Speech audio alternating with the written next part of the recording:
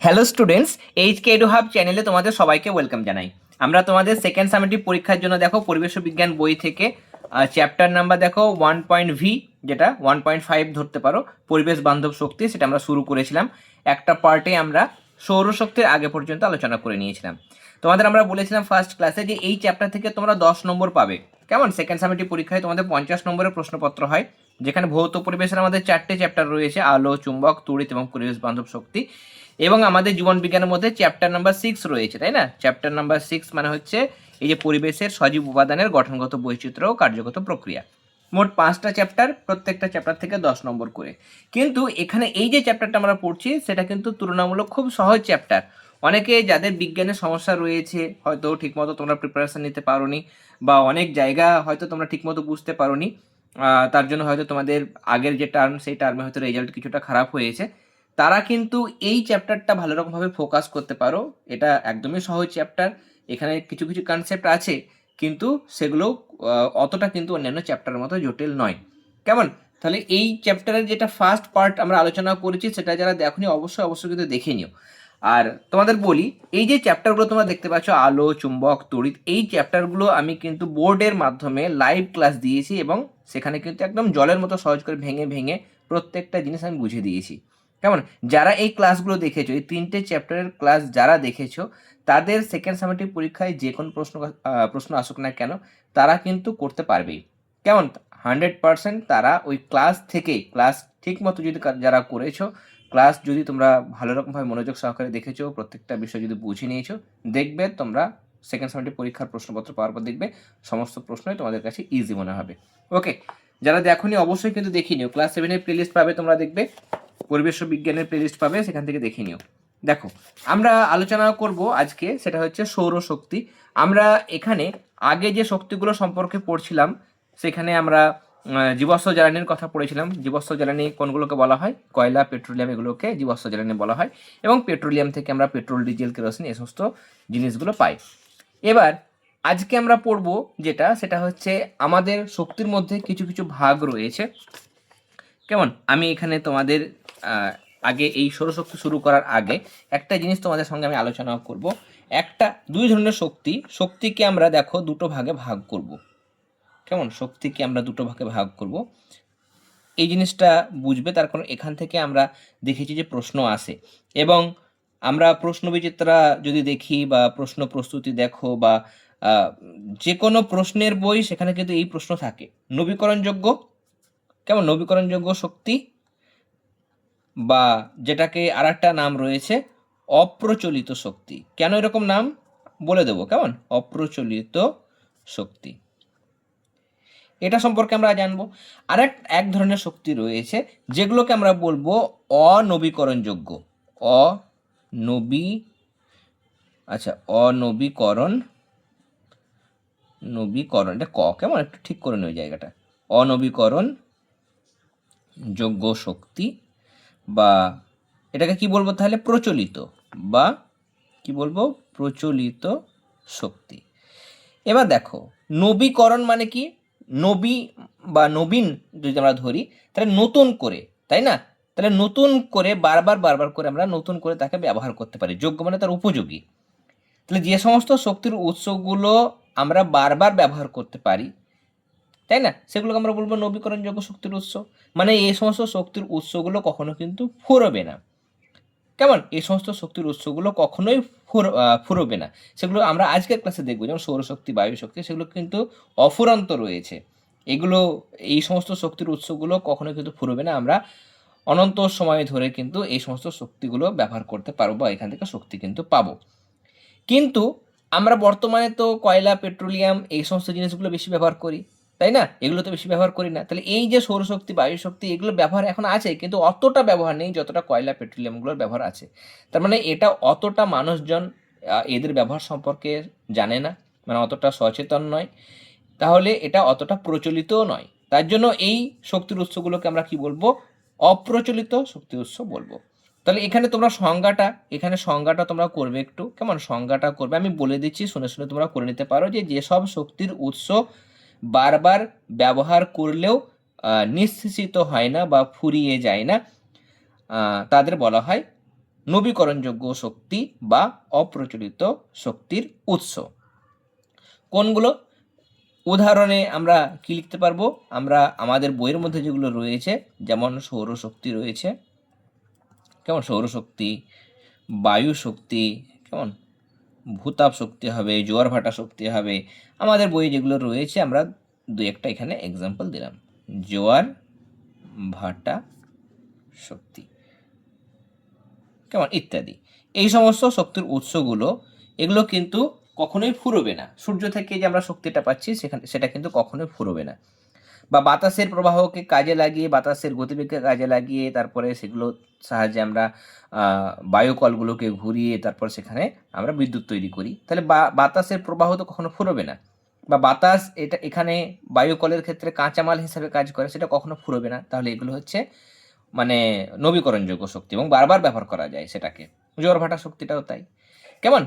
এবার অনবীকরণযোগ্য শক্তির উৎস মানে এর ঠিক উল্টো। অনবীকরণযোগ্য শক্তির উৎস যখন তোমরা সংজ্ঞা দেবে তখন তোমরা এখানে লিখবে যে যেসব শক্তির উৎস একবার ব্যবহার করলে শেষ হয়ে যায় এবং তাকে তৈরি করা যায় না, তাদের আমরা কি বলবো? অনবীকরণযোগ্য শক্তির উৎস বলবো। এবং যেহেতু এই শক্তির উৎসগুলো আমাদের মানে বেশি পরিমাণে প্রচলিত, তার জন্য মানে বেশি পরিমাণে ব্যবহার করা হয়, মানুষ এদের ব্যবহার সম্পর্কে জানে, তার জন্য এদের বলা হয় প্রচলিত শক্তির উৎস। কোনগুলো? সংজ্ঞাটা দেবে তোমরা তাহলে। আর উদাহরণের মধ্যে আমরা প্রচলিত শক্তির উৎসের মধ্যে বা অনবীকরণযোগ্য, যেগুলোকে নতুন করে ব্যবহার করতে পারি না আমরা, একবার ফুরিয়ে গেলে সেটা আর ব্যবহার করা যাবে না, যেমন কয়লা। পুড়িয়ে গিয়ে কয়লা পুড়ে ছাই হলো, সেটাকে আমরা আবার সেই ছাই থেকে আমরা কয়লা ফেরত পাবে না, তাই না? বা আবার নতুন করে তাকে ব্যবহার করা যায় না। তাহলে কয়লা। পেট্রোলিয়াম হচ্ছে পেট্রোল, ডিজেল, কেরোসিন, এগুলোর মা বলতে পারো তোমরা। পেট্রোলিয়াম, সেখান থেকে পেট্রোল, ডিজেল, কেরোসিন এগুলো তৈরি হয়। তাহলে কয়লা, পেট্রোলিয়াম। প্রাকৃতিক গ্যাস লিখতে পারো, যেমন প্রাকৃতিক গ্যাস ইত্যাদি। এগুলো হচ্ছে আমাদের কেমন শক্তির উৎস? অনবীকরণযোগ্য শক্তির উৎস। ওকে, এবার আমরা আজকে যেটা পড়ছি সেটা হচ্ছে সৌরশক্তি। কেমন, আমরা এখানে সৌর শক্তি সম্পর্কে পড়ছি। এখানে দেখো, তোমরা জানো যে সবুজ উদ্ভিদ নিজেদের খাবার তৈরি করতে পারে, নিজেরাই খাবার তৈরি করতে পারে সালোক সংশ্লেষ পদ্ধতিতে। নিয়ে তখন তারা কোন প্রাকৃতিক শক্তিকে কাজে লাগায়? না তো সৌরশক্তিকে কাজে লাগায়। সবুজ উদ্ভিদ যখন খাবার তৈরি করে তখন সূর্যের আলোকে মানে সৌরশক্তিকে তারা আবদ্ধ করে, কেমন, সৌরশক্তিকে তারা গ্রহণ করে, সৌরশক্তি শুষে নেয়। নিয়ে সেটার সাহায্যে তারা সেটা এবং বাতাস থেকে কার্বন ডাইঅক্সাইড নেয়, মূল দিয়ে তারা জল শোষণ করে, নিয়ে এগুলোর সাহায্যে, জল, কার্বন ডাইঅক্সাইডের সাহায্যে, আর এদিকে মানে সূর্যালোকের উপস্থিতিতে আর পাতার মধ্যে সবুজ অংশ কি থাকে, সবুজ অংশগুলোতে গাছেরা খাবার তৈরি করে, সেগুলোকে ক্লোরোফিল থাকে বলে সবুজ হয়। তাহলে সবুজ অংশ যাদের আছে, সেরকম সবুজ গাছে তারা পাতার মধ্যে খাবার তৈরি করে, কেমন। তাহলে খাবার তৈরি করার সময় গাছ কি করছে? সৌরশক্তিকে কাজে লাগাচ্ছে, নিয়ে খাবারের মধ্যে স্মৃতিশক্তি হিসেবে জমা রাখে। এরপর দেখো, গাছপালাগুলো আছে, ধরো সব একটা টাইম আসলো যখন গাছপালাগুলো হয়তো মারা গেল, বা পৃথিবী হয়তো ধ্বংস হয়ে গেল তখন, বা কোনো প্রাকৃতিক বিপর্যয়ে সমস্ত গাছপালা হয়তো মাটির নিচে চাপা পড়ে গেল। আবার হয়তো লক্ষ লক্ষ বছর পর বা কোটি কোটি বছর পর সেই গাছপালা মাটির নিচে চাপা পড়ে থাকছে।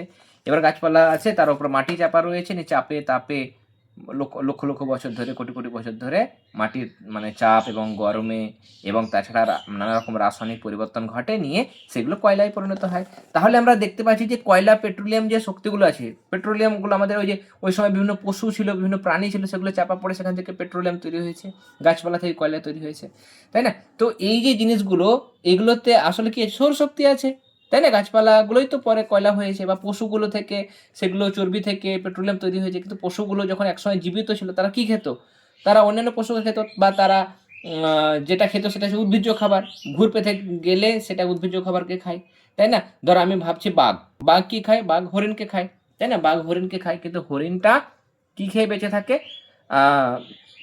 ঘাস খেয়ে বেঁচে থাকে, তাহলে লতাপাতা খেয়ে বেঁচে থাকে। আর ঘাসের মধ্যে কি শক্তি আছে? সৌরশক্তি আছে। তাহলে ঘুর পথে গেলেও কিন্তু আমরা এখানে দেখতে পাবো যে মানে সমস্ত শক্তির উৎস কিন্তু সূর্য, তাই না? উদ্ভিদ ও প্রাণীর দেহে কোন শক্তি পরিবর্তিত হয়ে আবদ্ধ আছে? না তো সৌরশক্তি।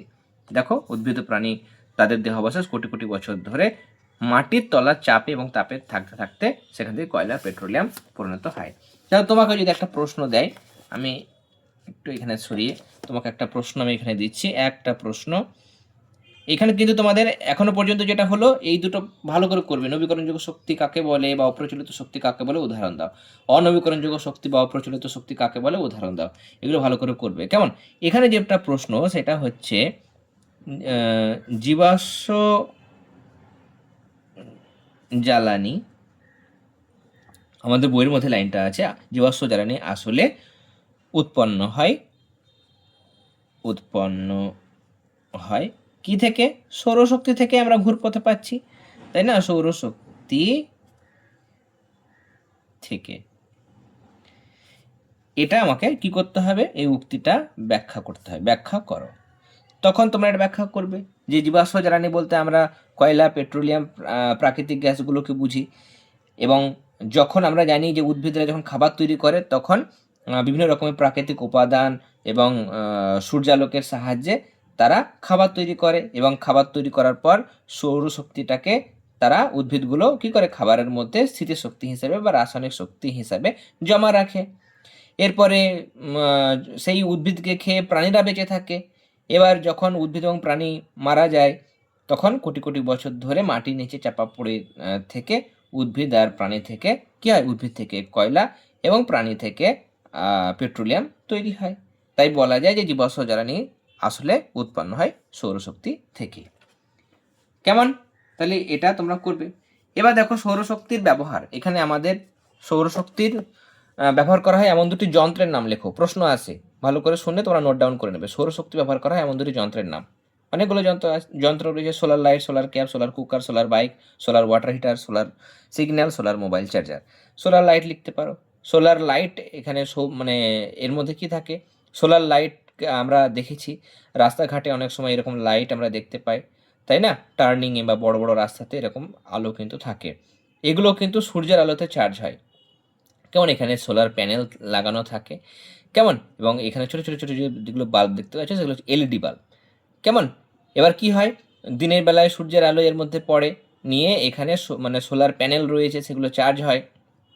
কেমন? সৌরশক্তিকে কাজে লাগিয়ে এগুলো চার্জ হয়, নিয়ে রাত্রেবেলা যখন জ্বালাই তখন সেখান থেকে আলো হয়, তাই না? যেখানে যেখানে আমাদের এমনি বিদ্যুতের খুঁটিগুলো বা পোলগুলো যেখানে যায়নি, ইলেকট্রিকের পোলগুলো পার্বত্য অঞ্চল হতে পারে, পাহাড়ি অঞ্চল বা দুর্গম অঞ্চল যেখানে ইলেকট্রিকের পোল যায়নি, সেই সমস্ত জায়গাতে এই সৌরশক্তিকে কাজে লাগিয়ে এই সোলার লাইটের সাহায্যেই কিন্তু তাদের রাস্তাঘাট আলোকিত করা হয়। কেমন? তাহলে এটা তোমরা দেখবে। কেমন? এছাড়া তোমরা এখানে সোলার ক্যাপ দেখতে পাচ্ছ, সোলার কুকার আর একটা এরকম জিনিস, সোলার কুকার দেখতে পাচ্ছ এরকমভাবে রয়েছে। কেমন? এবং এখানে সূর্যের আলো পড়ে, সূর্যের আলো পড়ে এখানে কেন্দ্রীভূত হয়, এখানে সূর্যের আলো পড়ে এখানে কেন্দ্রীভূত হয়, সব দিক থেকে সূর্যের আলো পড়ে মাঝখানে কেন্দ্রীভূত হয়, একটা জায়গাতে এসে মানে সূর্যের আলোটা কেন্দ্রীভূত হয়, নিয়ে এখানে উষ্ণতা মোটামুটি 100 ডিগ্রির কাছাকাছি চলে আসে, 100 ডিগ্রির কাছাকাছি উষ্ণতা চলে আসে এখানে। এবার এখানে কোনো আমরা পাত্র বসিয়ে সেখানে রান্না করতে পারি। কেমন? মানে টুকটাক সেদ্ধর কাজ বা ভাত ডাল এই সমস্ত জিনিসগুলো বা হালকা কিছু ভাজার কাজগুলো আমরা এখানে করতে পারি। খুব বেশি হয়তো হয় না। এবং সবথেকে বড় ব্যাপার, এখানে যা কিছু শক্তি আমরা দেখতে পাচ্ছি, যেখানে সূর্যের আলো খুব বেশি প্রখর সূর্যের আলো থাকবে, খুব রোদ থাকবে, সেই দিন কিন্তু ভালো রকম কাজ করবে। কেমন? সোলার বাইক রয়েছে এখানে, চার্জ হবে এবং এখানে কিন্তু চলবে এটা। কেমন? সোলার ওয়াটার হিটারে জল গরম করা হয়, সোলার সিগন্যাল রয়েছে, মোবাইল চার্জারও রয়েছে, বা এরকম এমার্জেন্সি লাইটগুলো তোমরা দেখেছো অনেক সময়, সেগুলো কিন্তু সূর্যের আলোতে মানে চার্জ হয় এবং নানা রকম কাজ কিন্তু করে। কেমন? তাহলে আমাদের যদি বলে এখানে যে সৌরকোষ বা সোলার প্যানেল মানে কি? সৌরকোষ বা সোলার প্যানেল হচ্ছে আমাদের এমন একটা ব্যবস্থা যেখানে সৌরশক্তি মানে সূর্যের আলোকে কাজে লাগিয়ে তড়িৎ বা বিদ্যুৎ তৈরি করা হয়, তাই না? তাহলে সৌরকোষ হলো এমন একটা ব্যবস্থা যেখানে সূর্যের আলোকে তড়িৎ শক্তিতে রূপান্তরিত করা হয়। এখানে বিভিন্ন রকমের কি থাকে? এই সৌরকোষের মধ্যে বিভিন্ন রকমের গুরুত্বপূর্ণ উপাদান থাকে, অর্ধপরিবাহী, যেমন সিলিকন থাকে। কেমন? এটা সিলিকন, জার্মেনিয়াম, এই সমস্ত অর্ধপরিবাহী থাকে। কেমন? আর অনেকগুলো সৌরকোষ পরপর যুক্ত হয়, নিয়ে সৌর মডিউল তৈরি হয়, নিয়ে তারপর সোলার প্যানেলটা তৈরি করা হয়। কেমন? তাহলে এখানে আমাদের ব্যাটারিটা চার্জ হয়ে যাবে, তারপরে এখানে বাড়ির আমরা আলো জ্বালাতে পারবো, বা এখানে ঘরেও অনেকে ইউজ করে এটা। কেমন? রাস্তাঘাটে যেমন হয়, বাড়িতেও অনেকে ইউজ করে এবং বাড়ির আলো টালো জ্বালানো হয়। ওকে, তাহলে এটা তোমরা দেখবে। এবং এখানে দেখো কোন জায়গায়, এখানে বলছে কোন জায়গায় তুমি দেখেছো এরকম বিভিন্ন জায়গায়, তোমরা বলতে পারো কেমন কোথায় কোথায় সৌরকোষ ব্যবহার করা হয়, কোথায় কোথায় সৌরকোষ ব্যবহার করা হয়। যেমন আমি একটা পশ্চিমবঙ্গের নাম লিখছি, পশ্চিমবঙ্গের কোথায় সৌরকোষ তোমরা দেখেছো, কেমন? তাহলে পশ্চিমবঙ্গের, আমাদের রাজ্যের কোথায়? পশ্চিমবঙ্গের সাগরদ্বীপ, কেমন? সাগরদ্বীপ, বা যেটাকে গঙ্গাসাগর বলা হয়, কেমন? গঙ্গাসাগর। এটা কিন্তু ভালো করে করবে, কেমন? কোথায় সৌরবিদ্যুৎ ব্যবহার করা হয়, তাহলে পশ্চিমবঙ্গের সাগরদ্বীপ বা গঙ্গাসাগর। এখানে সৌরবিদ্যুতের সাহায্যে আলো, টিভি বলো বা ফ্যান, এই সমস্ত জিনিসগুলো চালানো হয়। ওকে, কেমন? তাহলে আগামী দিনে সৌরশক্তির আরও ব্যাপক ব্যবহার আমরা কিন্তু দেখতে পাবো, যখন আমাদের কয়লা পেট্রোলিয়াম এগুলো তো ফুরিয়ে আসছে, প্রতিদিন আমরা ব্যবহার করছি, বিভিন্ন ইন্ডাস্ট্রিতে মানে কলকারখানাতে কয়লা ব্যবহার করা হচ্ছে, বিভিন্ন যানবাহনে পেট্রোল ডিজেল ব্যবহার করা হচ্ছে, তাহলে সেগুলো ফুরিয়ে যাচ্ছে, সেগুলো তো আর একদিনে তৈরি হয় না, কোটি কোটি বছর লেগেছিল, এবং তারপরে সেটা মাটির নিচে জমা ছিল, সেটা আমরা তুলে তুলে ব্যবহার করছি, তাহলে একসময় ফুরিয়ে যাবে, তাই না? তাহলে সেগুলোর আমরা যখন পাবো না শক্তি, তখন আমাদের এই অপ্রচলিত শক্তি মানে সৌরশক্তি এগুলোর ব্যবহার কিন্তু বাড়াতে হবে, কেমন? কিন্তু সৌর প্যানেল থেকে আবার পরিবেশের কোনো ক্ষতি হবে না, তো অতটা হবে না, সৌরকোষে সেরকম ক্ষতি অতটা হয় না, বা হয় না বলেই চলে, কারণ এমনিতে এইসব প্যানেলে 10-15 বছর ঠিক থাকে। তাছাড়াও এই প্যানেলে পুনর্নবীকরণ করে আবার ব্যবহারযোগ্য করে তোলা যায়। তবে সৌরকোষ তৈরি করতে শুরুতে কিছুটা প্রচলিত শক্তি ব্যয় করতে হয়। তাহলে এখানে আমরা আরও প্রশ্ন যেটা করব, এখানে আমরা লিখব যে সৌরকোষ কি, কেমন? সৌরকোষ ও সৌর প্যানেল আমি বলে দিলাম, কেমন? সৌর প্যানেল কি, কেমন? এর দুটি ব্যবহার লেখো, দুটি ব্যবহার লেখো, কেমন? আর কি করলাম, আর প্রশ্ন করলাম যে সৌরশক্তিকে কাজে লাগানো যায় এমন কয়েকটি যন্ত্রের নাম, কেমন? তাহলে সৌরশক্তিকে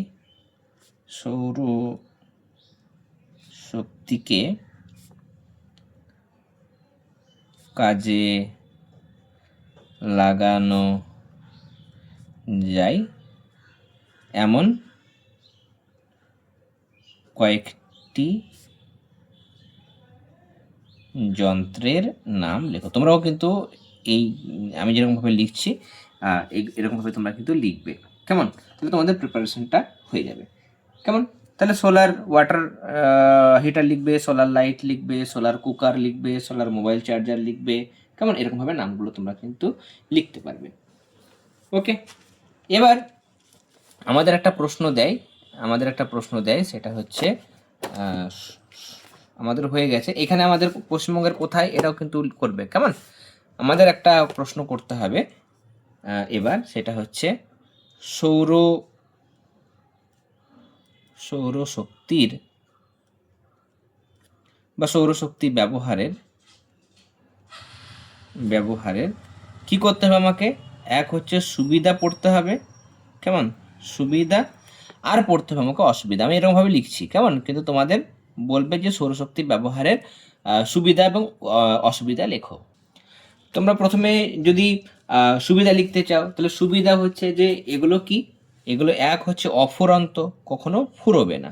সৌরশক্তি সূর্য থেকে আমরা পাচ্ছি সৌরশক্তি, এবং এর সৌরশক্তি ব্যবহার করার জন্য আলাদা করে আর আমাদের কোনো কাঁচামাল কিন্তু ব্যবহার করতে হয় না, তাহলে এই কাঁচামাল আলাদা করে লাগছে না, প্লাস এই শক্তি কখনো কিন্তু ফুরোবে না, তাহলে এটা ফার্স্ট আমাদের একটা সুবিধা। 2 নম্বর, এর মধ্যে আমরা এটা কি, এটা হচ্ছে আর একটা লিখবো আমরা নবীকরণযোগ্য মানে বারবার ব্যবহার করতে পারবো, তাহলে নবীকরণযোগ্য আর একটা সুবিধা, বারবার ব্যবহার করতে পারবো। এরপর আর একটা আমরা সুবিধা লিখতে পারবো, সেটা হচ্ছে দূষণহীন। সৌরশক্তি ব্যবহার করলে সেখানে সেরকম কোনো পরিবেশ দূষণ হয় না, তাহলে দূষণহীন, বা এখানে আমরা লিখবো যে পরিবেশ দূষণ হয় না বা ঘটে না, পরিবেশ দূষণ হয় না, এগুলো সুবিধা, তাই না? আর এখানে আমাদের বড় জায়গা প্রয়োজন হয় না, কেমন?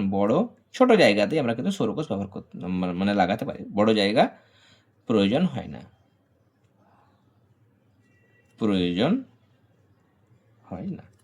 তাহলে এগুলো আমরা পড়লাম সৌরশক্তি মানে সৌরশক্তি ব্যবহারের সুবিধা। এবার আমরা দেখব যে সৌরশক্তি ব্যবহারের অসুবিধা কি কি। অসুবিধা হচ্ছে যে মেঘলা দিনে পর্যাপ্ত শক্তি পাওয়া যায় না, তাই না? পাওয়া যায় না। তাহলে সূর্যের আলো মানে পর্যাপ্ত পরিমাণে যেহেতু আসছে না, তাহলে আমরা বেশি পরিমাণে সেই দিন বিদ্যুৎ তৈরি করতে পারবো না। এছাড়াও এখানে যেহেতু শক্তিটা এরকম, আমরা যেটা তাপবিদ্যুৎ পাচ্ছি বা জলবিদ্যুৎ, সেখানে যতটা আমরা বিদ্যুতের পরিমাণ প্রচুর বিদ্যুৎ পাই, এখানে অতটা কিন্তু আমরা পাই না, তাই না? তাহলে উৎপন্ন বিদ্যুতের পরিমাণটা কম। উৎপন্ন বিদ্যুতের পরিমাণ কম। হয়তো বাড়িতে তুমি লাগিয়েছো, এবার তুমি তো বিশাল বড় অনেক প্যানেল লাগাতে পারবে না, সেখানে খরচাও প্রচুর রয়েছে। তাহলে তুমি যতটা প্যানেল লাগিয়েছো তাতে হয়তো বাড়িতে 2-3টে আলো জ্বালানো যাচ্ছে, ফ্যান হয়তো হচ্ছে না বা টিভি হচ্ছে না, অতটা কিন্তু সম্ভব নয় যেহেতু বিদ্যুতের পরিমাণটা কম। এছাড়াও এখানে যেহেতু বিদ্যুতের পরিমাণটা কম, তাই বড় প্রকল্পে ব্যবহার করতে পারবো না। বড় কোনো ইন্ডাস্ট্রি হতে পারে বা কোনো প্রজেক্টে আমরা এটা কাজে লাগাতে পারবো না। তাই বড় প্রকল্পে ব্যবহার করা যায় না। তাহলে বড় কোনো প্রকল্পে আমরা এটাকে ব্যবহার করতে পারবো না। ওকে, এছাড়া এই দুটো আমরা লিখব কেমন, বা আমাদের এখানে প্রথমে প্রচুর খরচ হয়, তাই না? প্রথমে প্রচুর খরচ হয়, সেগুলো বসানোর জন্য এই প্যানেলগুলো অনেক দাম রয়েছে, তাহলে এটা আমাদের প্রথমে প্রচুর খরচ হয়। তাহলে সেক্ষেত্রে আমাদের প্রচুর খরচ কিন্তু প্রথম দিকে হয়ে যায়। ওকে, তাহলে এটা আমরা দেখলাম সৌরশক্তি মোটামুটি আমাদের হয়ে গেল। এবার আমাদের নেক্সট যেটা আছে সেটা হচ্ছে বায়ু শক্তি। কেমন, এগুলো আমরা দেখব পরপর আমাদের রয়েছে। ওকে, দেখো এবার আমরা যেটা হেডিং করব, এখানে দেখো বায়ু শক্তি আমরা এখানে দেখে নিই। তাহলে বায়ু শক্তি পরিবেশ বান্ধব একটা শক্তি, বায়ু প্রবাহের শক্তিকে কাজে লাগানো হয়। এখানে বিদ্যুৎ দেখো তৈরি করা সম্ভব। আমাদের দেখো বকখালিতে গেলে এরকম বড় বড় বায়ুকল দেখতে পাবো।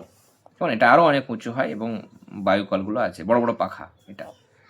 কেমন, এর অনেক সুবিধা আছে, বাতাসের কোনো অভাব নেই, অনেক দিন ধরে চলবে এবং দূর থেকে তার সংযোগ করে বিদ্যুৎ আনা সম্ভব নয়, সেখানে বায়ু শক্তির উপর কিন্তু ভরসা করা যেতে পারে।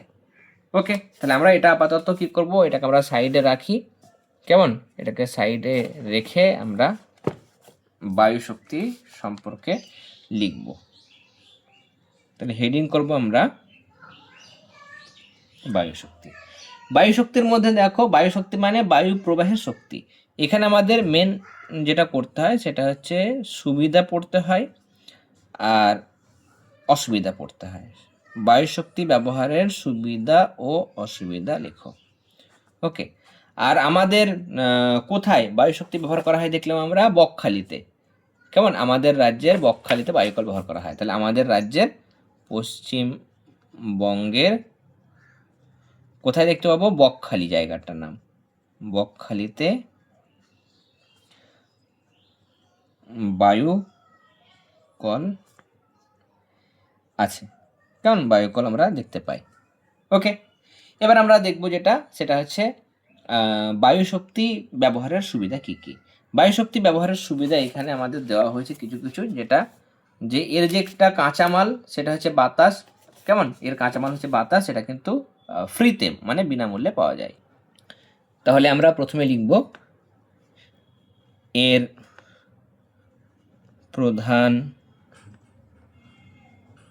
উপাদান হলো বায়ু, যা বিনা খরচে পাওয়া যায়, তাই না? বিনা বাতাস আর কিনতে হয় না, বিনা খরচে পাওয়া যায়। এটা হচ্ছে আমাদের মানে বায়ু শক্তি ব্যবহারের প্রথম সুবিধা। আর কি, 2 নম্বর হচ্ছে যে একবার যদি আমরা বায়ুকল বসাই, তাহলে একবার অনেকদিন কিন্তু পাওয়া যায়।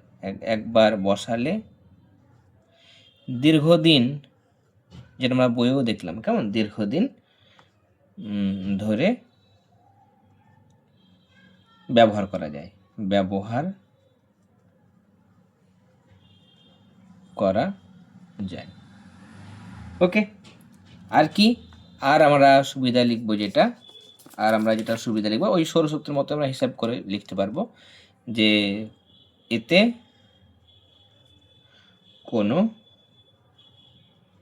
কোনো রকম পরিবেশ দূষণ ঘটে না, কোনো রকম পরিবেশ দূষণ ঘটে না। কেমন, তোমরা উঁচু যখন আর একটু বড় হবে তখন দেখবে এখানে কিন্তু কিছুটা পরিবেশ দূষণ হয়, কারণ বায়ু কয়েল যখন ঘোরে না তখন প্রচণ্ড কিন্তু শব্দ হয়। কেমন, বায়ু কলগুলো ক্যাচ ক্যাচ ক্যাচ ক্যাচ করে শব্দ হয়, তো শব্দ দূষণটা হয়, বায়ু দূষণ হয় না কিন্তু শব্দ দূষণ হয়। কিন্তু আমরা এখন যেহেতু অন্যান্য সেরকম কোনো দূষণ নেই, তার জন্য আমরা এখানে লিখবো যে এতে কোনো রকম পরিবেশ দূষণ কি ঘটে না। ওকে, তাহলে এইরকমভাবে আমরা সুবিধাগুলো লিখতে পারবো। ওকে, এরপরে নেক্সট এইদিকে আমরা যেগুলো দেখবো সেটা হচ্ছে অসুবিধা। অসুবিধা হচ্ছে যে আমাদের মানে বায়ুকলগুলো যে বসাবো, এবার সব জায়গায় তো আমরা বায়ুকলগুলোকে কাজে লাগাতে পারবো না। এখানে যদি আমাদের বায়ুকলগুলোকে কাজে লাগাতে হয় বা এখান থেকে বিদ্যুৎ পেতে হয়, তাহলে বাতাসের বেগের ওপর কিন্তু নির্ভরশীল। যেখানে বাতাসের বেগ কম সেই সব জায়গাতে কিন্তু আমরা বায়ুকল বসাতে পারবো না, তাই না? তাহলে ফ্যানটা ঘুরবেই না, তাই না? তাহলে যেখানে বাতাসের বেগ কম বা বায়ু প্রবাহের গতি কম, যেখানে বাতাসের গতি কম সেখানে এটা কার্যকরী নয়, তাই না? সেখানে কার্যকরী নয়। আমি ফুল সেন্টেন্সে কিন্তু লিখছি না, হ্যাঁ, আমি একদম ছোট ছোট করে মেন পয়েন্টগুলো তোমাদের সামনে তুলে ধরছি। ওকে, তারপরে এক হচ্ছে যে বায়ুকল যখন তুমি নির্মাণ মানে বসাবে, তাই না? তাহলে বায়ুকল স্থাপন বা নির্মাণ যাই লিখবে তুমি, বায়ুকল কি লিখবো, স্থাপন লিখলাম, স্থাপন করা, সেটাতেও প্রচুর খরচ হয়। তার পাশাপাশি আমাকে মেনটেনেন্স করতে হয়। কেমন, মেনটেনেন্স করা মানে রক্ষণাবেক্ষণ করা, রক্ষণাবেক্ষণ। দুই কি হয়, দুটোতেই কিন্তু প্রচুর মানে খরচ হয়। কেমন, তাহলে দুই হচ্ছে খরচ সাপেক্ষ, খরচ ও শ্রম সাপেক্ষ, প্রচুর খাটতেও হয়, তাই না? তাহলে শ্রম সাপেক্ষ, এটা একটা। আর বায়ুকল বসানোর জন্য বিস্তীর্ণ অঞ্চল প্রয়োজন, বিস্তীর্ণ একদম খোলা মাঠ, কেমন, বিস্তীর্ণ জমি প্রয়োজন, যা সবসময় পাওয়া যায় না। জমি হয়তো পাচ্ছ, তখন সেখানে কিন্তু বাতাস নেই, বাতাসের বেগ নেই, এরকম, তাই না? বিস্তীর্ণ জমি প্রয়োজন, যা সব সময় পাওয়া যায় না, সব সময় পাওয়া যায় না। ওকে, তাহলে বায়ুকল থেকে আমরা যেটা পড়বো সেটা হচ্ছে বায়ু শক্তির সুবিধা লেখো, অসুবিধা লেখো, আলাদা আলাদা প্রশ্ন দিতে পারে, বা বায়ু শক্তির একটি সুবিধা একটি অসুবিধা লেখো, সেরকম দিতে পারে। আর পশ্চিমবঙ্গের কোথায় বায়ুকল দেখতে পাওয়া যায় না, তো বকখালিতে। ওকে, নেক্সট আমাদের দেখো এখানে রয়েছে যেটা, সেটা হচ্ছে এবার আমাদের জৈব শক্তি। কেমন, তাহলে জৈব শক্তি আমরা এখানে দেখব। কেমন, দেখো আমরা এখানে হেডিং করব, আচ্ছা জৈব হবে, জৈব শক্তি। জৈব শক্তি মানে আমরা মানে বিভিন্ন রকম উদ্ভিদ হতে পারে বা প্রাণী, তাদের যে বর্জ্য পদার্থগুলো আছে, কেমন, উদ্ভিদ ও প্রাণীর বর্জ্য,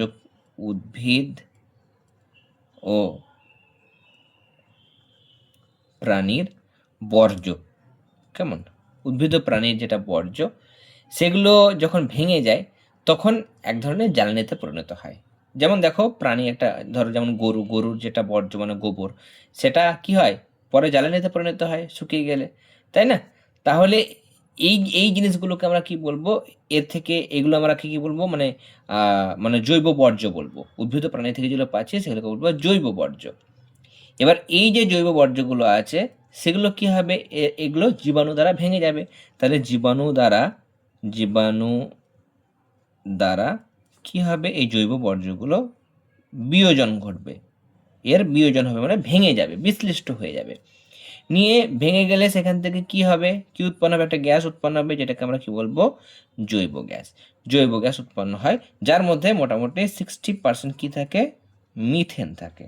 মিথেন, যার সংকেত হচ্ছে CH4, মিথেন গ্যাস কিন্তু থাকে। কেমন? এবং এই মিথেনটা মানে দাহ্য একটা গ্যাস, জলে, তাই না? তাহলে এটাকে জ্বালানি হিসেবে ব্যবহার করতে পারবো, তাই না? একে আমরা দহন করব, এর কি করব, এই জৈব গ্যাসটার আমরা দহন করব, এবং দহন করে আমরা এখান থেকে তাপ শক্তিও পাবো, তাপ শক্তি যেমন পাবো, এবং আলাদা করে আমরা এখান থেকে বিদ্যুৎও উৎপাদন করতে পারবো। কেমন? বিদ্যুৎ শক্তি, কেমন, দুটোই কিন্তু উৎপাদন করা যায়। তাহলে এটাই হচ্ছে আমাদের মানে জৈব শক্তি। ওকে, এবার এই জৈব শক্তির ক্ষেত্রে আমাদের দেখো বইয়ের মধ্যে দেওয়া হয়েছে এগুলো, এটা যেটা বললাম সেটাই।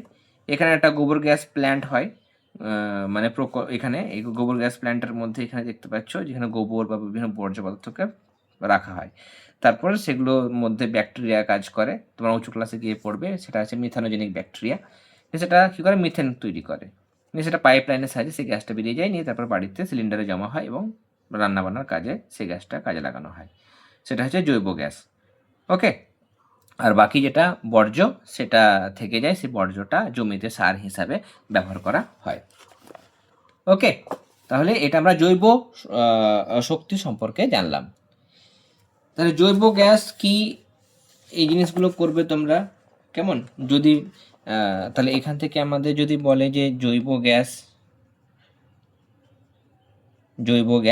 জৈবটাকে বলা হয় বায়ু, তাহলে বায়োগ্যাস কি করবে কোশ্চেনটা, কেমন?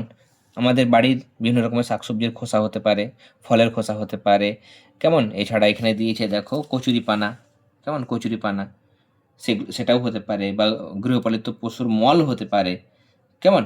সেই সমস্ত জৈব আবর্জনা থেকে তাদের জীবাণু দ্বারা সেগুলোর বিয়োজন ঘটার ফলে যখন একটা দাহ্য গ্যাসে পরিণত হয় তখন তাকে বায়োগ্যাস বা জৈব গ্যাস বলে। তাহলে তোমরা লিখবে যেটা বললাম যে শাকসবজির খোসা, ফলের খোসা, কচুরিপানা, গরু, ছাগল ইত্যাদি গবাদি পশুর মল বা জৈব আবর্জনা থেকে মানে জৈব রাসায়নিক বিক্রিয়া ঘটার মাধ্যমে যে দাহ্য গ্যাস তৈরি হয় তাকে জৈব গ্যাস বা বায়োগ্যাস বলে। কেমন? এর ব্যবহার আমাদের পরীক্ষায় আসে, ব্যবহার লেখো। জৈব গ্যাস কোথায় কোথায় ব্যবহার করা হয়? মেন হচ্ছে এই জৈব গ্যাসটা রান্নার কাজে ব্যবহার করা হয়, কেমন? রান্নার কাজে জৈব গ্যাস ব্যবহার করা হয়। ওকে, আর কি? এটা অনেক সময় গ্যাস বাতি, কেমন? গ্যাস বাতি জ্বালাতে কাজে লাগে, গ্যাস বাতি। তাছাড়া আমাদের বিদ্যুৎ বিদ্যুৎও কিন্তু তৈরি করা হয়, বিদ্যুৎ তৈরি এগুলোতে ব্যবহার করা হয়। আর জৈব গ্যাস বা বায়োগ্যাসের প্রধান উপাদান কি? আমাদের প্রশ্ন আছে, প্রধান উপাদান কি? আনসার কি হবে এটার আনসার হবে মিথেন গ্যাস। জৈব গ্যাসের প্রধান যেটা উপাদান সেটা হচ্ছে মিথেন গ্যাস। এখানে যদি আমাদের প্রশ্ন করে যে বায়োগ্যাসকে গোবর গ্যাস কেন বলা হচ্ছে, তার কারণ বায়োগ্যাস তৈরি করার জন্য যেটা প্রধান উপাদান সেটা হচ্ছে, বা কাঁচামাল যেটা, সেটা হচ্ছে গোবর, তাই না? যেহেতু বেশি পরিমাণে গোবরটাই ব্যবহার করা হয় তার জন্য বায়োগ্যাসকে গোবর গ্যাসও বলা হয়। আর এখানে বলছে পৌরসভার পচনযোগ্য জৈব বর্জ্য বা কচুরিপানা আর মতো আগাছা কেমন কিভাবে কাজে লাগানো যায়। তো লিখবে বায়োগ্যাস যখন তৈরি করা হয় তখন বিশেষ পদ্ধতির সাহায্যে পৌরসভা যেগুলো পচনযোগ্য বর্জ্য পদার্থ রয়েছে বা কচুরিপানা আছে সেগুলোকে কাজে লাগিয়ে বায়োগ্যাস উৎপাদন করা হয়। কেমন? একটা পদ্ধতি আছে, সেটা হচ্ছে কঠিন বর্জ্য ব্যবস্থাপনা। কেমন? এর সাহায্যে কি করা হয়, এখানে প্রথমে আলাদা করব, কিছু কিছু পদার্থ আছে বায়োডিগ্রেডেবল, কেমন? জৈব বিশ্লেষ্য কিছু পদার্থ আছে যেগুলো মানে, বা জৈব ভঙ্গুর মানে যেগুলো মাটিতে ফেলে দিলে সেটা একসময় মাটিতে মিশে যায়, যেমন কলার খোসা, ফলের খোসা, সবজির খোসা, এগুলো মাটিতে মিশে যায়, সেগুলো হচ্ছে জৈব ভঙ্গুর, সেগুলোকে আলাদা করব। আর জৈব অভঙ্গুর যেগুলো মাটিতে মিশবে না, কাঁচ ফেলে রাখো 1 বছর পরেও সেটা থেকে যাবে, মিশবে না, প্লাস্টিক সেগুলো কখনোই মিশবে না। তাহলে প্রথমে আমাকে কাজ করতে হবে যে জৈব ভঙ্গুর আর জৈব অভঙ্গুর সেগুলোকে আলাদা করতে হবে। তারপর জৈব ভঙ্গুর যেগুলো সেগুলোকে আমাকে নানা রকম পদ্ধতির সাহায্য নিতে হবে এবং সেখান থেকে মিশ্রণ তৈরি করতে হবে, নিয়ে সেগুলো একটা মানে প্ল্যান্টে দিলে সেখানে ব্যাকটেরিয়া কাজ করবে এবং সেখান থেকে বায়োগ্যাস তৈরি হবে। ক্লিয়ার? তাহলে বায়োগ্যাস থেকে আমাদের এরকমভাবে প্রশ্ন আসতে পারে। এরপরে নেক্সট আমাদের এখানে আরও অনেক শক্তি সম্পর্কে তোমরা জানবে, সেটা হচ্ছে জোয়ার ভাটা শক্তি। প্রত্যেক দিন আমাদের ধরো এখন দুপুর 12টার সময় আমাদের কী হলো, দুপুর 12টার সময় আমাদের হয়তো জোয়ার হলো, তার 5-10 মিনিট পরে ভাটা হবে, তাই না? তাহলে এখন 12টার সময় জোয়ার, আবার 12টা 10-15 দিকে হয়তো দেখা গেল যে ভাটা হলো। এবার এখন থেকে আবার 12 ঘন্টা হিসেব করো, তাহলে আবার 12 আমরা হিসাব যদি করি, তাহলে মোটামুটি আবার রাত্রি 12টার দিকে কী হবে, রাত্রি 12টার দিকে আবার জোয়ার হবে। বা আমি যদি ধরো সকালবেলায় হয়তো 8টার সময় জোয়ার হলো এবং ভাটা হয়ে গেল, তারপরে পরে জলটা কিছুটা নেমে যায়, জোয়ার মানে জল বেড়ে যাবে, সমুদ্রের জল বা নদীর জল।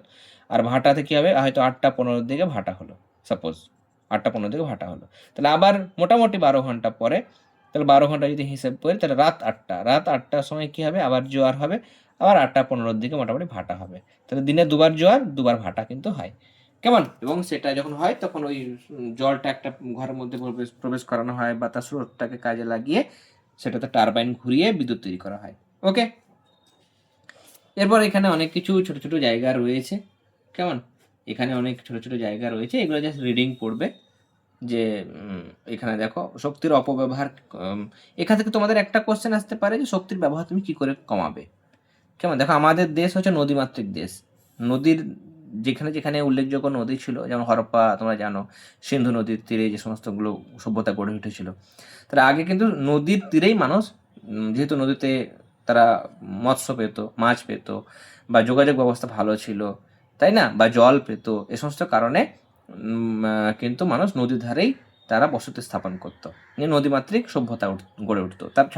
তারপর যখন চাষবাস শুরু হলো, তখন সেখান থেকেও জল মানুষ চাষবাসে কাজে লাগাতো, কেমন?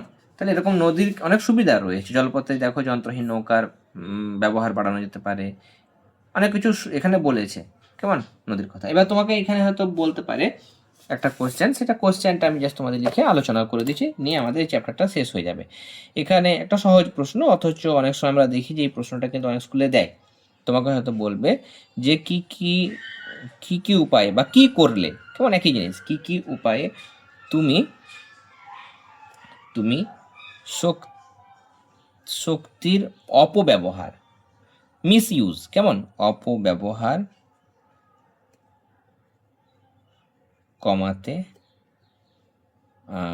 কমাতে পারবে। কি কি উপায়ে তুমি শক্তির অপব্যবহার কমাতে পারবে? ধরো এই জিনিসগুলো ভাবার জন্য তুমি জাস্ট একবার ভাবো যে শক্তি মানে সৌরশক্তি হতে পারে, কয়লা, পেট্রোলিয়াম যেগুলো আমরা ব্যবহার করছি সেগুলো হতে পারে, বা আমাদের বাড়িতে যে তাপ শক্তি আমরা ব্যবহার করছি বা বিদ্যুৎ শক্তি ব্যবহার করছি, সেই সমস্ত শক্তিগুলোর কথা ভাবো। এবার তুমি ভাবো যে কখনো কি এই জিনিসগুলোর মিসইউজ হয়, অপব্যবহার হয়, প্রয়োজন নেই অথচ চলছে, এরকম কি হয়?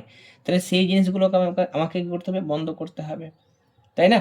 তাহলে এগুলো ব্যবহার করার জন্য আমাকে মানে শক্তির অপব্যবহার কমানোর জন্য কি করতে হবে, ধরো তুমি যখন প্রয়োজন নেই, ঘরে তুমি নেই, সেই অবস্থায় লাইট, ফ্যান এগুলোকে বন্ধ করে রাখতে হবে, তাই না? প্রয়োজন না হলে সেক্ষেত্রে আমরা এসি বা ফ্যান এগুলো কিন্তু ব্যবহার করব না, শক্তিকে সংরক্ষণ করব, যেহেতু কয়লা, পেট্রোল এগুলো সব সীমিত, সেগুলো থেকে বিদ্যুৎ আমাদের তৈরি হচ্ছে, তাই না? যেখানে ছোট ছোট কাছাকাছি রাস্তাঘাট, সেখানে আমরা হেঁটে চলাচল করব, বা প্রয়োজন হলে পরিবেশ বান্ধব সাইকেল ব্যবহার করব, যেখানে আমাদের পরিবেশ দূষণ হয় না, কেমন? বা যেগুলোতে জীবাশ্ম জ্বালানি কাজে লাগে, মানে কয়লা, মানে পেট্রোলিয়াম বা মানে পেট্রোল ডিজেল কাজে লাগে, সেই সমস্ত যানবাহনগুলো আমরা কম ব্যবহার করব, তাই না? সেই সমস্ত জিনিসগুলো আমাদের করতে হবে। ওকে, বা জলপথে যখন পরিবহন হবে, জলপথে মানে জলের মধ্যে পরিবহনের জন্য আমরা দেখি যে স্টিমার আছে, লঞ্চ আছে, কেমন, সেগুলো ব্যবহার আমাদের এখন বেশি। কিন্তু সেটা না করে যদি আমরা পালতোলা নৌকা ব্যবহার করি বা দাঁড় দিয়ে টানা নৌকা যদি ব্যবহার করি, তাহলে সেগুলোতে শক্তির অপচয় বা মানে অপব্যবহার কিন্তু আমরা অনেকটাই কমিয়ে ফেলতে পারবো। তাহলে এরকমভাবে তোমরা বানিয়ে বানিয়ে লিখবে, কেমন? তাহলে দৈনন্দিন কাজে আমাদের যখন ঘরের মধ্যে থাকবো না, তখন লাইট, বৈদ্যুতিক বাতি, বৈদ্যুতিক পাখা, টেলিভিশন, কম্পিউটার ইত্যাদি কিন্তু আমরা ব্যবহার করব না। কোনো জিনিস চার্জে দিয়ে রেখেছি, সেটা চার্জ হয়ে যাওয়ার পরও হয়তো 5-6 ঘন্টা চার্জে দেওয়া রয়েছে, সেটা করা যাবে না। তাই না? শক্তির যথাযথ এবং পরিমিত ব্যবহার প্রয়োজন, শক্তি যাতে অপচয় না হয় সেটা আমাকে খেয়াল রাখতে হবে।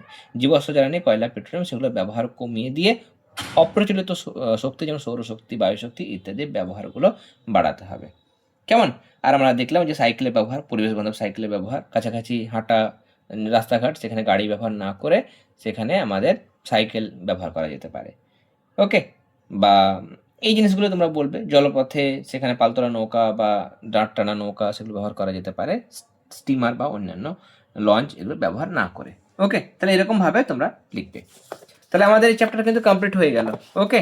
আগের 3টে চ্যাপ্টার আমরা লাইভ ক্লাস দিয়েছিলাম। এটা আমরা 2টো এমনি রেকর্ডেড ক্লাস দিয়ে চ্যাপ্টারটা কমপ্লিট করে দিলাম। এরপর তোমাদের লাইফ সায়েন্সের একটা চ্যাপ্টার রয়েছে, চ্যাপ্টার 6। তোমরা যদি অনেকেই বলো, তোমাদের যদি অনেকের প্রয়োজন থাকে তবে আমি সেই চ্যাপ্টারটা স্টার্ট করব। তাই অবশ্যই তোমরা কমেন্ট সেকশনে কমেন্ট করে জানাবে তোমাদের চ্যাপ্টার নাম্বার 6 ক্লাস দেওয়ার প্রয়োজন আছে কিনা। ওকে? আর আজকের ক্লাসটি ভালো লেগে থাকলে অবশ্যই ক্লাসটাতে লাইক দেবে। যারা প্রথমবার চ্যানেলে এসছো অবশ্যই কিন্তু চ্যানেলটি সাবস্ক্রাইব করে নিও। আর আমাদের চ্যানেলের প্লেলিস্ট অপশনে যাবে, সেখানে ক্লাস 7 এর পরিবেশের প্লেলিস্ট পাবে, সেটাতে ক্লিক করলেই যে ক্লাসগুলো হয়ে গেছে সেকেন্ড সামেটিভের পরপর পেয়ে যাবে। অবশ্যই তোমরা ক্লাসগুলো কিন্তু দেখে নিও। তাহলে তোমরা সবাই খুব ভালো থেকো, সবাইকে অল দ্য ভেরি বেস্ট।